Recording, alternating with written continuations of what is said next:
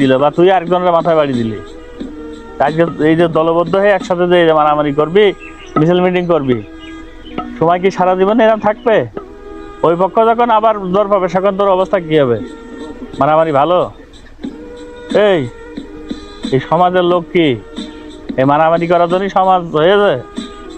কে লেখাপড়া করা যায় না? তোদের এই বয়সে থাকার দরকার কলম, আর কলম বাদ দিতে তোরা লাঠি ঠেঙা নিয়ে মিছিল মিটিং এ যাচ্ছিস।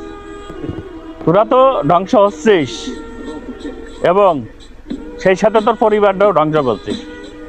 তোর মা বাবার যে স্বপ্ন থাকে তোদের ভবিষ্যৎ নিয়ে, এই কথার জবাব আছে না? এটা বুঝিস তোরা কত কষ্ট করে যে তোর মা বাপ যে লেখাপড়া শিখোই বা শিখছে, আর তোরা দৌড়ে যাচ্ছিস লাঠি ঠেঙা নিয়ে। বেশি জ্ঞান ঠেকান না, মাথা গরম আছে। মাথা গরম আছে তাই না?